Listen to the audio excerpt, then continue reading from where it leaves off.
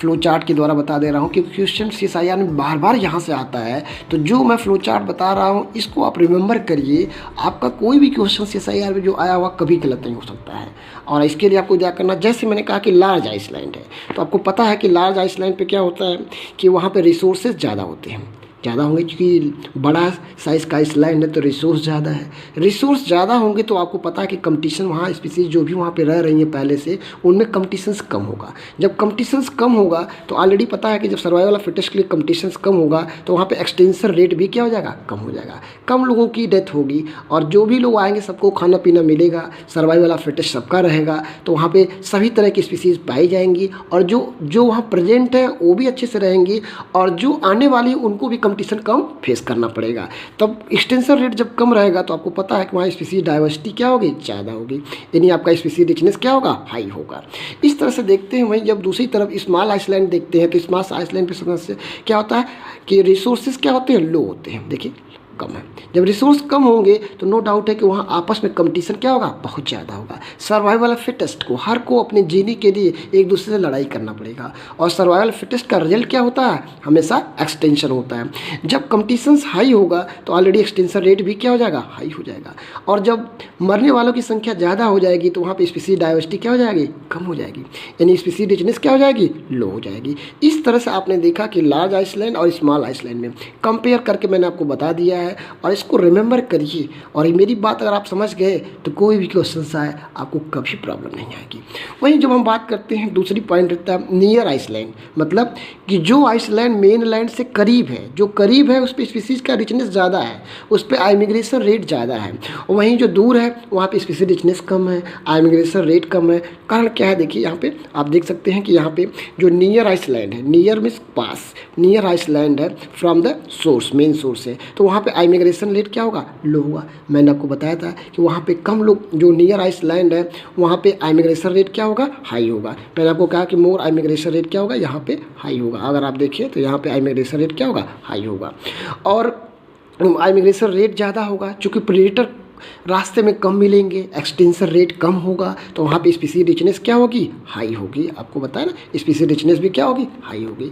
वहीं जब दूर की बात करते हैं, जो आइसलैंड मेन सोर्स से बहुत दूर है, वहाँ पे आपको पता, मैंने आपको बताया कि आइमिग्रेशन रेट क्या होगा, बहुत कम होगा, लेस आइमिग्रेशन रेट होगा, लेस आइमिग्रेशन रेट होगा, लेस आइमिग्रेशन रेट होगा वहाँ पे। क्यों कि वो बहुत दूर है, रास्ते में बहुत सारे प्रेडेटर्स मिल जाएंगे, प्रेडेटर्स बहुत ज़्यादा मिलेंगे तो रेट ऑफ एक्सटेंशन ज़्यादा पहुँचेगा और वहाँ पहुँचने वालों की संख्या कम हो जाएगी।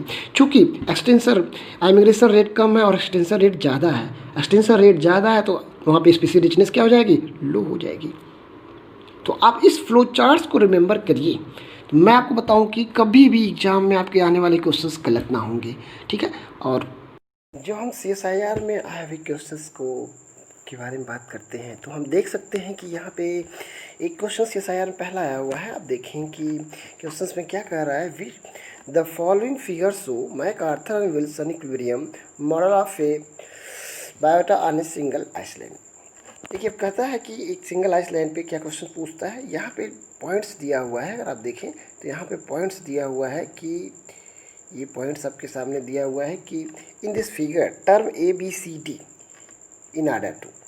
अब एक फिगर दिया हुआ है, इसमें आपको देख रहे हैं कि मैं विल्सन एंड आर्थर थियरी के अनुसार आइसलैंड बायोजियोग्राफी का एक ग्राफ है जिसमें A B C point and D points क्या रिप्रेजेंट्स कर रहे हैं। तो ऑलरेडी मैंने आपको बताया था कि विल्सन आर्थर थियरी के अकॉर्डिंग आइसलैंड बायोजियोग्राफी में जो ये वाला कर्व होता है ये क्या रिप्रेजेंट करता है, आइमिग्रेशन करता है। ये कर्व क्या करता है, एक्सटेंशन रेट करता है। जहाँ पे आइमिग्रेशन और एक्सटेंशन रेट बराबर होता है उसे कहते हैं इक्विलिब्रियम पॉइंट्स कहते हैं। और नीचे नंबर ऑफ स्पीसीज को रिप्रेजेंट करता है, पूल स्पीसीज पूल को रिप्रेजेंट करता है। इस तरह से अगर आप देखें तो इसका जो ऑप्शन बी ऑप्शन है, जहाँ पे देखिए क्या पहला ऑप्शन में क्या बी ऑप्शन में करता है, ए को रिप्रेजेंट क्या करता है, आइमिग्रेशन से रिप्रेजेंट करता है। बी रिप्रेजेंट क्या करता है, एक्सटेंशन रेट को रिप्रेजेंट करता है। और सी रिप्रेजेंट क्या करता है, इक्विलिब्रियम नंबर को रिप्रेजेंट करता है। और डी रिप्रेजेंट करता है स्पीसीज साइज पूल। तो इस तरह से यहाँ पे ऑप्शन बी क्या होगा, करेक्ट ऑप्शन बी होगा। नेक्स्ट क्वेश्चन सब देखें, इसी तरह से क्वेश्चन CSIR में आया हुआ है। ये देखिए एक दूसरा क्वेश्चन CSIR में आया हुआ है, इसको आपको समझना है। यहाँ पे क्वेश्चन क्या कहता है, देखें आप यहाँ पे एक पॉइंट लिखा गया है कि the above graph illustrate two lines represent the immigration extension rate. यहाँ पे ध्यान रखना है कि जो सॉलिड लाइन है, सॉलिड लाइन रिप्रेजेंट्स कर रही है इमिग्रेशन रेट को, और जो आपका डॉटेड लाइन है वो रिप्रेजेंट कर रही है, सॉलिड लाइन क्या है, इमिग्रेशन रेट को, और जो डॉटेड लाइन वो रिप्रेजेंट कर रही है एक्सटेंशन रेट को रिप्रेजेंट कर रही है। अब कह रहा कि अगर what is the true about this questions, तो आपको ट्रू, इस ग्राफ को देख के ट्रू स्टेटमेंट आइडेंटिफाई करना है। पहला कहता है क्या, देखिए कि अब ग्राफ में अगर देखिए तो एक पॉइंट आपको समझना पड़ेगा। यहाँ पे देखिए एक्सटेंशन रेट स्लो है, एक्सटेंशन रेट क्या है, स्लो है, और जो आपका इमिग्रेशन रेट क्या होता है, थोड़ा सा फास्ट है। तो आप देख सकते हैं, इसका मतलब एक बात तो आपको समझ में आ गई हो, ग्राफ को देखते ही लगता है कि जो भी आइसलैंड पास में होगा, जो क्लोज होगा, उस पर इमिग्रेशन रेट ज़्यादा होगा, लेकिन एक्सटेंशन रेट ज़्यादा तेज़ नहीं है। एक्सटेंशन रेट, जो आपका एक्सटेंशन रेट है वो कम है। इसका मतलब कि वहाँ पे दो कारण हो सकते हैं, या तो आइसलैंड की साइज़ बड़ी होगी तभी ऐसा कारण हो सकता है। आइसलैंड जो कि जिसकी साइज़ बड़ी होगी उस पर ही क्या हो सकता है, एक्सटेंशन रेट क्या हो सकता है, स्लो हो सकता है। तो अगर हम देखें यहाँ पे ट्रू स्टेटमेंट कहता है it is close to the main line. पहला स्टेटमेंट है it is close to the main line and is very small. मैंने कहा अगर बहुत स्मॉल रहेगा, क्लोज रहेगा, इमिग्रेशन रेट तो जरूर है कि ज़्यादा आएगा, बट चूँकि क्लोज रहेगा तो क्या होगा, एक्सटेंशन रेट ज़्यादा होगा। तो पहला ऑप्शन क्या हो गया, ऑलरेडी गलत हो गया। दूसरा कहता है it is far from the main line is very large. कहता है ये बहुत दूर है और बहुत लार्ज है। देखिए पहली पॉइंट तो ये गलत हो जाती है कि अगर बहुत दूर रहेगा तो इमिग्रेशन रेट क्या हो जाएगा, स्लो हो जाएगा, और यहाँ पे इमिग्रेशन रेट क्या है, तेज है। तो ये गलत हो गया, ऐसे ही ऑप्शन गलत हो गया। अब हम बात करते हैं तीसरे ऑप्शन की। तीसरे ऑप्शन की जब हम बात करते हैं, कह रहा it is close to the mainland. ये बात सही है, ये बहुत करीब है। अगर आइसलैंड बहुत करीब होगा तो इमिग्रेशन रेट क्या होगा, ज़्यादा होगा, तो जैसा ग्राफ हमको दिख रहा है। दूसरा कह रहा है इट इज़ वेरी लार्ज। ये बात आपको ध्यान रखना है, चूँकि आइसलैंड बड़ा है, साइज़ बड़ा है, रिसोर्स ज़्यादा है, तो कंपटीशंस क्या होंगे, कम होंगे, तो एक्सटेंशन रेट क्या होगा, स्लो होगा। इस तरह से आप देखेंगे तीसरा ऑप्शन जो है close to the main line and is very large, यही ऑप्शन क्या है यहाँ पे सही ऑप्शन है, क्योंकि ये दोनों ग्राफ को देख के यही समझ में आता है। ऐसे ही क्वेश्चन SIR में आया हुआ, देखिए क्वेश्चन आया हुआ है यहाँ पे, अगर आप देखिए लिखा है कि according to the theory of island biogeography which of the following scenario would be explained would be expected to have the fewest number of species, low species richness। मतलब कह रहा है कि आपको स्टेटमेंट देख के पहचानना है कि कौन सा सिनेरियो है, ऐसी कंडीशंस है जिसमें lowest number of species present हो सकता है। देखिए लिखता है कि expected to have the fewest number of species, low species होता है। जैसे मैंने आपको बताया कि आप यहाँ पे देखिए लिखा है कि old island close to the main line. दूसरा कह रहा है small island close to the main line. तीसरा कह रहा है कि small island further from the mainland होता है, large island further from the main land.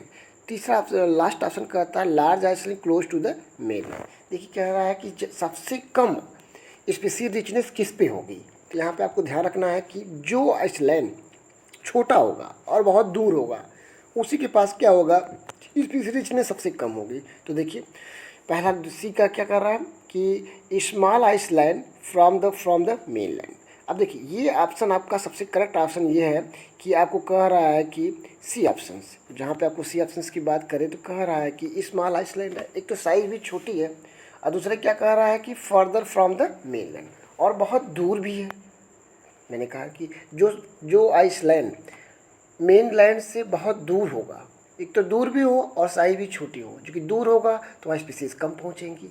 दूसरी बात यह है कि अगर वो छोटा होगा तो रिसोर्स कम होगा, कंपटीशन ज़्यादा होगा, एक्सटेंशन रेट ज़्यादा हो जाएगा, तो स्पीसीज रिचनेस क्या हो जाएगी, घट जाएगी। तो यहाँ ऑप्शन थर्ड क्या सही होगा। ऐसे क्वेश्चन SIR में देखिए और आता है, बहुत important question, which of the following characteristics put species at the special risk of the extension. कौन सी ऐसी कंडीशन है जो स्पीसीज को हाई एक्सटेंशन रेट की तरफ प्रमोट करती है। अब देखिए लिखा है विच of the following characteristic put the species at the special risk of the extension. अब आपको ध्यान रखना है कि यहाँ पे ऑप्शंस क्या दिया हुआ है। ऑप्शंस देखें अगर आप, तो ऑप्शंस दिया हुआ है कि small local populations, high genetic diversity, small geography range. आपको मैंने बताया कि अगर स्मॉल लोकल पॉपुलेशंस आपकी रहे और स्मॉल ज्योग्राफी रेंज, मैंने कहा तो लोकल पॉपुलेशन जो वहाँ पाई जा रही है और एरिया बहुत छोटा हो, तो नो डाउट है कि वहाँ पे क्या होगा कि एक्सटेंशन रेट ज़्यादा होगा, क्योंकि वहाँ पे कंपटीशन होगा और इसलिए यहाँ ऑप्शन क्या होगा, थर्ड सही होगा यहाँ का, सी ऑप्शन यहाँ का सही होगा।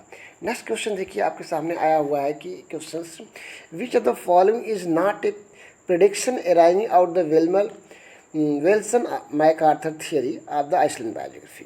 क्या सही नहीं है, आपको यहाँ पे ध्यान रखना है कि कौन सा स्टेटमेंट विल्सन आर्थर थियरी को रिप्रेजेंट नहीं करता है। इसका मतलब कि आपको रॉन्ग ऑप्शन यहाँ से चूज करना। पहला ऑप्शन कहता है the number of species on the island should increase with the size. ये बात सही है, आपको पता है कि जैसे साइज बढ़ती है नंबर ऑफ स्पीसीज क्या भी वहाँ पे बढ़ने लगते हैं। दूसरा कहता है number of species should decrease with increasing distance from the island from the source pool. कहता है दूसरा ऑप्शन कहता है कि जैसे ही आइसलैंड की दूरी आप मेन लैंड से बढ़ाएंगे वैसे ही वहाँ पे स्पीसीज रिचनेस क्या होगी, डिक्रीज कर जाएगी। ये भी था आपको सही बात है कि जैसे आइसलैंड को दूर करेंगे वैसे ही क्या होगी, स्पीसीज वहाँ पे कम इमिग्रेशन रेट होगा। ये भी बात सही है। तीसरा ऑप्शन कहता है the turn over of the species should be common and frequent.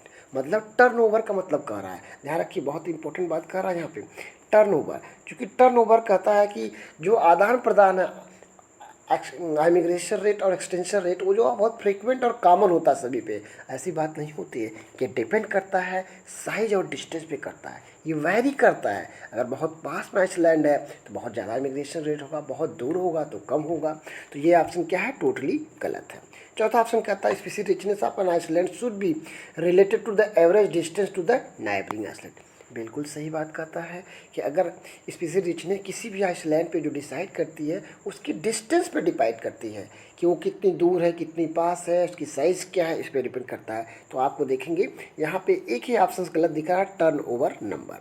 तो ऑप्शन क्या होगा, थर्ड। तो इस तरह से आपने देखा कि मैं आपको प्रीवियस ईयर के क्वेश्चंस के बारे में डिस्कस किया है। SSC SIR में क्वेश्चन आता है।